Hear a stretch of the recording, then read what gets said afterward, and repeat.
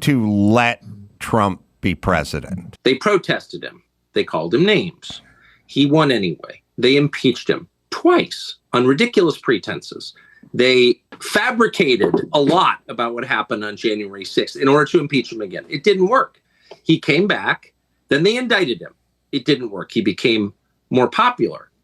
Then they indicted him 3 more times. And every single time his popularity rose. So if you begin with criticism, then you go to protest, then you go to impeachment, now you go to indictment, and none of them work, what's next? I mean, graph it out, man. We're speeding toward assassination. Obviously, permanent Washington, both parties have decided that there's something about Trump that's so threatening to them, they just can't have him. By the way, the president is senile in a way that's impossible to deny. Biden's not running the government. I don't know. I've never been this worried about anything as I am about where this is going. It's horrendous news from America. Thank goodness he's all right. Yeah, thank goodness he tilted his head at that split. That chart's a couple of months old, and if you want to really see something that's said, take a look at what happened.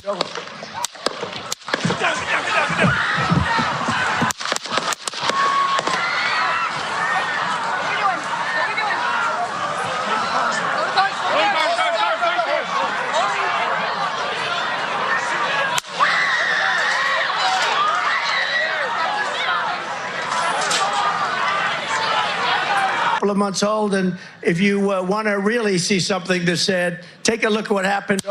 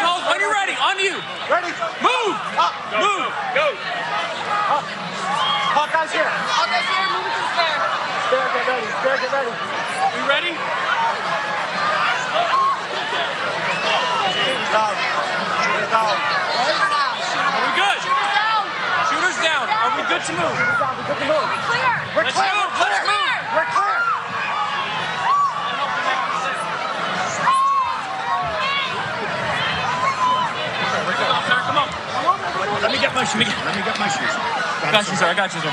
Let me get my shoes, sir. Hold that in your head. It's bloody. So we got to move to the bus. Let me get my shoes. Okay, my shoes down. Watch out.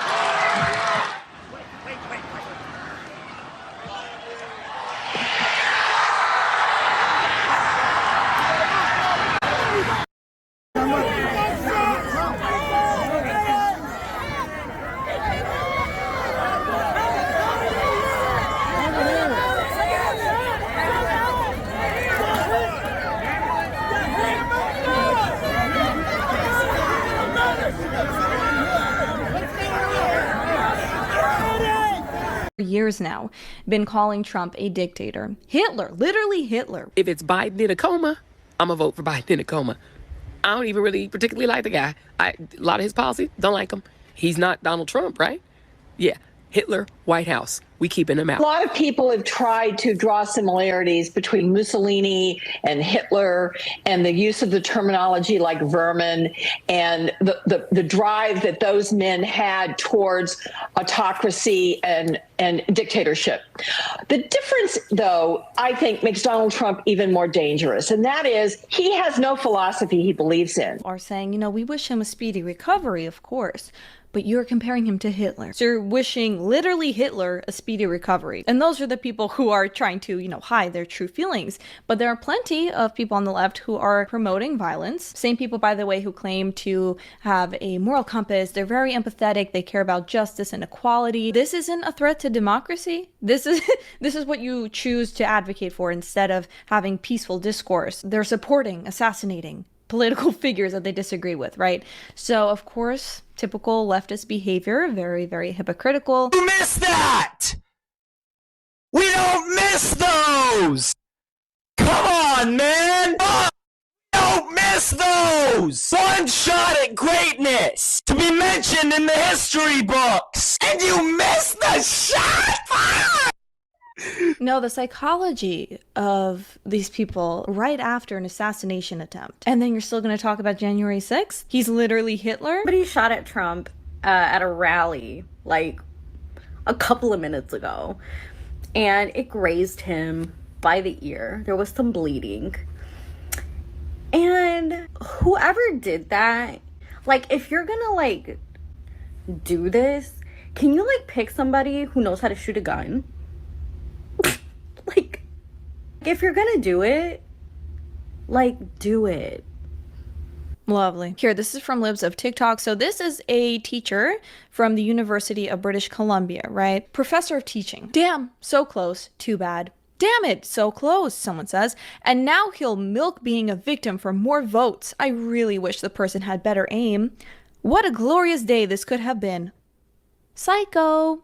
You're a psycho. You're a bloodthirsty freak, okay? And these people will then complain about words are violence. Silence is violence. Actual violence, though, if we don't agree with the political, figure, that's fine. That's okay. If you are with us, please, John Wilkes Booth, if you're... And they always look like you're that. Listening, please. Yeah, without fail. I mean, what is this? Watermelon head? You have a fully reloaded shotgun, but you chose to use a one bullet... We're not even sending our best to f***ing assassinate. Cause what the hell was that? Lee Harvey Oswald would never, bitch. John Wilkes Booth would never. Today was like this close to being the best day ever. Also, the person that at Trump at his rally was exercising that right that all those Republicans were fighting for. So can you really blame They're him? fighting for the right to kill former presidents? Hey, just thinking about how the shooter missed his shot at Trump despite firing 8 rounds made me think of all the times it could have been something, but the timing wasn't right. Let's give it another shot. Make America aim again. The last thing America needed was sympathy for the devil, but here we are. The shooter was evil, and the public should unite against evil. You're telling me somebody finally had the balls to bring a pew-pew, and he missed! We were a second away! We were a centimeter away! Just showing their true colors, right? That they are bloodthirsty, violent, psychopathic losers who are going online and making these sorts of videos, wishing that they didn't miss. Person who took a Trump today, why did you miss? Come on, now you gave him what he wanted more than anything in the world, attention. We're losing this election, So this is the statement from Trump. Thank you to everyone for your thoughts and prayers yesterday, as it was God alone who prevented the unthinkable from happening. We will fear not, but instead remain resilient in our faith and defiant in the face of wickedness. Our love goes out to the other victims and their families. We pray for the recovery of those who were wounded and hold in our hearts the memory of the citizen who was so horribly killed. In this moment, it is more important than ever that we stand united and show our true character as Americans, remaining strong and determined and not allowing evil to win. I truly love our country and love you all, and look forward to speaking to our great nation this week from Wisconsin. And that's all for today's video, guys. President Donald Trump speaking out overnight after arriving in Milwaukee for the Republican National Convention. Take a look at what happened. Just 24 hours after his attempted assassination by a gunman at a campaign rally in Pennsylvania. The former president discussing what he called a very surreal experience with the New York Post, saying, "I'm not supposed to be here. I'm supposed to be dead." Earlier in the night, President Biden addressing the nation from the Oval Office, urging all Americans to reject political violence. There's no place in America for this kind of violence, or for any violence ever. Period. No exceptions. Footage and first-hand accounts of the shooting show an apparent breakdown in security leading up to the attempt on Mr. Trump's life. Yeah, someone's on top of the roof. Look. This new video emerging of the shooter earlier in the rally. Criminals. We have criminals. We have... The crowd reacting as they see the shooter crawling on the roof just outside of a protected perimeter some 150 yards from the former president. It's right there in that brown building where that would-be assassin climbed up on the rooftop and took his position. Valerie Fennell, who was standing just below, shared these photos. She says the lack of security she saw surprised her, pointing to this gate secured by zip ties. No, there was no security on this side at all. Are you shocked you're this close to the president that there was no security? I kept asking her. Thinking about it now, yes. Authorities say the gunman fired multiple shots before he was killed by a Secret Service counter-sniper team. The shooter identified by the FBI as 20-year-old Thomas Matthew Crooks. The FBI has not identified a motive. Investigators say they have no indication Crooks had any mental health issues. Previously unknown to law enforcement, the 20-year-old was a registered Republican who, according to campaign finance reports, donated $15 to a Democratic group 3 years ago. Former classmate Jason Kohler describes the 20-year-old as a loner who was regularly bullied for wearing hunting gear and a surgical mask to class. He would sit alone at lunch. I mean, he was just an outcast. The shooting claimed the life of 50-year-old firefighter Corey Compentor, who died shielding his wife and daughter from the gunfire. Corey died a hero. 2 others were also shot and are in stable condition. 57-year-old David Dutch and 74-year-old James Koppenhaver. Melody Hook was sitting with her children behind Mr. Trump when the shooting started. What can we learn or take away from this, do you think? We need to be praying. We need to be praying for our country and our children, and hold your kids close. Right now, the FBI believes that the shooter did act alone. As for those victims, foundations have been set up to help with fundraising to cover their costs, and former President Trump has indicated he hopes to personally reach out to them and offer his condolences. Savannah? All right, Tom, thank you very much. Take a look at these headlines from the mainstream media downplaying the severity of what took place. The Washington Post, quote, Trump leaves rally after loud noises erupt. That's not a joke. Neither is this. A CNN article that was taken down reading, quote, Secret Service rushes Trump off stage after he falls at rally. Another article that was taken down from Forbes reading, quote, will surviving gunfire be Donald Trump's next appeal to black voters? Joe Concha is a Fox News contributor, and he joined us now. Joe, surprising, but also at the same time completely predictable.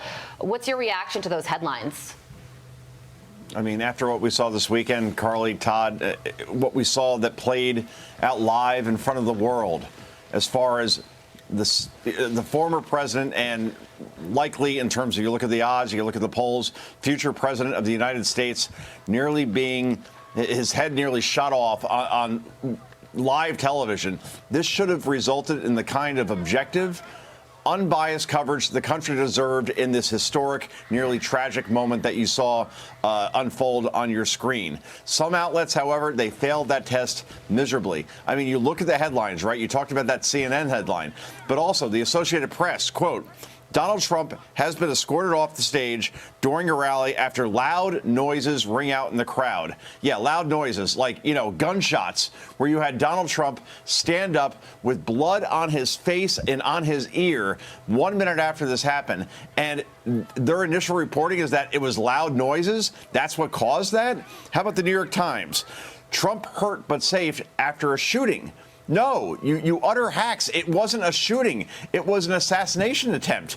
ABC News, Sunday morning, George Stephanopoulos, quote, President Trump and his supporters have contributed to this violent rhetoric as well. And then Martha Raddatz says, absolutely, George. And let's remember January 6th. I mean, this is 31 flavors of absolute stupidity. Meanwhile, Joe Biden, the president, said there should be a, quote, bullseye on Donald Trump. Unquote. He said that on July 8th, 1 week before this happened. He spoke last night, boilerplate comments about unity in a teleprompter. It had no authenticity behind it. And then he shuffled off without taking one question from the press. So that's where we are at this point as far as the temperature in this country and the president trying to calm it down after he only raised it up for the last 3.5 years, calling not just Donald Trump but his supporters extremists that needed to be stopped. Well, at least one person got the message and tried to stop Donald Trump at that rally in Pennsylvania on Saturday. But when it comes to those media comments, I've been reading a lot of the Babylon Bee, which is a satire site. And the fact that you can read the Babylon Bee's headlines and read the headlines that we just read in that anchor introduction, and you can't distinguish which one is which, that is absolutely horrific on the part of the media. And it just underscores how unserious I think they are at times and how much hatred they have of President Trump at times. Joe, the fact that those headlines came out is absolutely shocking. But there's something else that you said. It is this blaming by George Stephanopoulos, Martha Raddatz, on Republicans that somehow they are responsible for the horrific images that we're seeing on our screen. Jen Psaki going a step further, calling on Republicans to change their rhetoric and tone at the RNC, or they will actually face retaliation after the shooting. Listen to this. The convention is starting, and unless the programming changes, the rhetoric and how the programming is set up is not actually calming the tone or restoring civility. For anyone out there who has a platform, who thinks the moment right now is to be political and attack the other party, you are feeding into the danger. You are making it more likely there's retaliation. Your thoughts on what she said, Joe?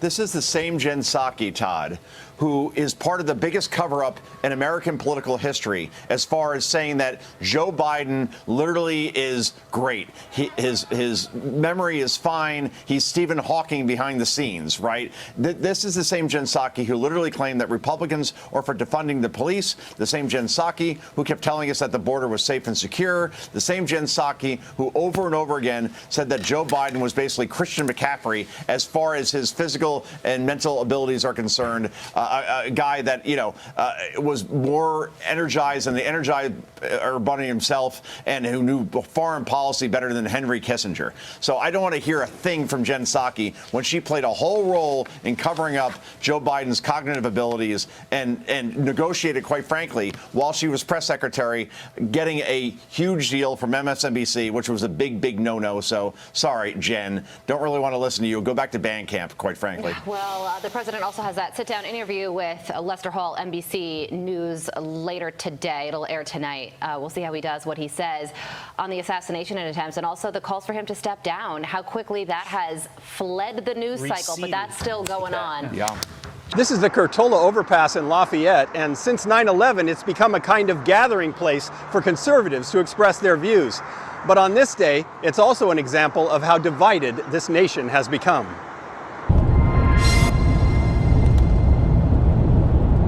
We believe in America. We believe we have a country to save. The flags are upside down because we're a nation in distress.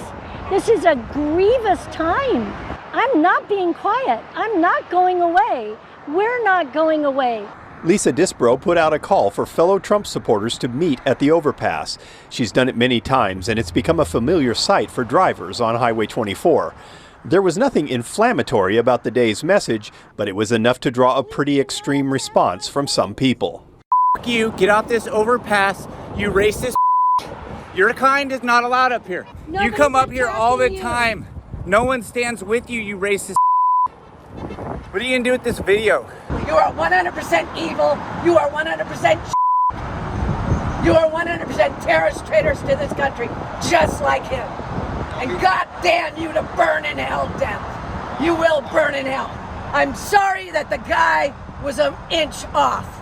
That's pretty much what political debate in America has become. I think what has happened is that our people don't know their own American constitutional rights. They don't know. They don't know they have free speech. It's an assault, if nothing else. And we shouldn't have to do that. We have mostly older ladies up here waving flags. Is that really warrant the violence that's going on and the heat? Al Norman doesn't trust the government and believes there were larger, sinister forces behind the attack on Trump. He says it feels like conservatives are losing their right to free speech, and that was only bolstered when a Caltrans truck showed up. Lisa says they've been kicked off the overpass 6 times now. And with several media members recording the exchange, she urged her friends to make a stand. Suddenly, without explanation, the Caltrans truck left. They don't want the media! Woo! Why do you think they just left? They don't want you recording this. Too many eyes. The eyes are on them. Today was the Alamo. Woo! But despite references to the Alamo, there are Trump supporters who don't think politics should be a fight to the death. Joe Mueller was disturbed by what she saw on Saturday. Were you surprised that that would happen, that it could go that far? I probably was, yeah. Because if he hadn't turned his head just that little fraction, he'd be dead now. I think it'd be really hard on all of us. Yeah, I think that would be, a lot of people would be very unhappy about that, and it would not be good. A little scary? Very scary. Yeah, I think it's scary times we're living in. It's scary because it feels like the nation has stepped over a threshold. Whoa! We owned this gun today last night! And no one on either side is willing to take a step back. On the show this morning, because I want to get your reaction to the assassination attempt. Where were you and what were you doing when you heard that Trump had been shot? So I was actually flying back from Saratoga to Nantucket. So I was on a plane. So I missed it by about 6 minutes. I had no Wi-Fi. When I got off the plane, my phone exploded. I saw everything that happened. And so I saw the whole incident after. I knew it was okay. It was shocking. And my initial reaction, like a lot of people, I think, you see him pumping his fist, the flag behind. And it's I was like, the election is over. Like, this is such an iconic moment that this basically, I thought he would win anyways, but this event has propelled him to unbeatable in my mind. You were stunned over the video showing a Secret Service agent struggling to get her gun out of a holster. Former Congressman Jason Chaffetz is blaming the Secret Service's DEI initiatives for why these agents were perhaps unprepared. Did you notice this?